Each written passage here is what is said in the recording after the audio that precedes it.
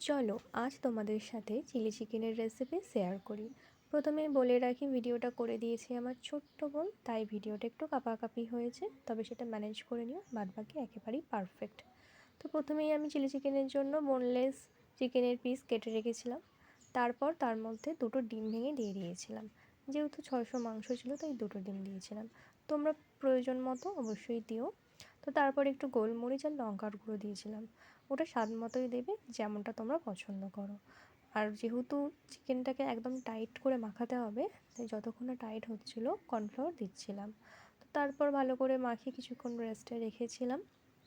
দেন গরম তেলের মধ্যে দিয়ে দিয়েছিলাম। তো একেবারেই লাল লাল করে ভেজে নিতে হবে, যেন এরকম বাদামি কালারের রং চলে আসে। তো ভাজার পরেই দেখো এত সুন্দর দেখতে লাগছিল, জিভে জল চলে আসছিলো, মনে হয় এখনই খেয়ে নিই। তো এইরকম পকোড়াও করে নিতে পারো। তো তারপর কি করলাম দেখো, গরম তেলের মধ্যে একটু চিনি দিয়ে দিলাম, যাতে কালারটা সুন্দর আসে।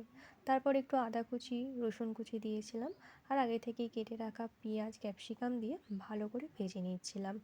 আর একটু নুন দিয়ে দিয়েছিলাম যাতে তাড়াতাড়ি ভাজাটা হয়ে যায়।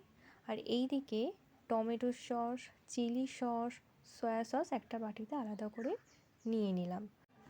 তারপর সেটা কড়াইতে দিয়ে দিলাম। আর বাটিতে যেহেতু লেগেছিলো তাই একটু জল দিয়ে ভালো করে ধুয়ে সেটাও দিয়ে দিলাম। তো কিছুক্ষণ এইভাবেই ফোটালাম। তারপর যতটা প্রয়োজন সেই মতো জল দিয়ে দিলাম। তো এইভাবে ফুটছিল। তারপর যেটা আমাদের মেন কাজ করতে হবে, মানে একটু ভিনিগার দিতে হবে। আর তারপর আমি চিকেনগুলো দিয়ে দিচ্ছিলাম। তো এখানে চিকেনটা অনেকটাই শক্ত করে যেহেতু ভাজা হয়েছিল, তাই একটু বেশি করেই ফুটিয়ে নিতে হবে।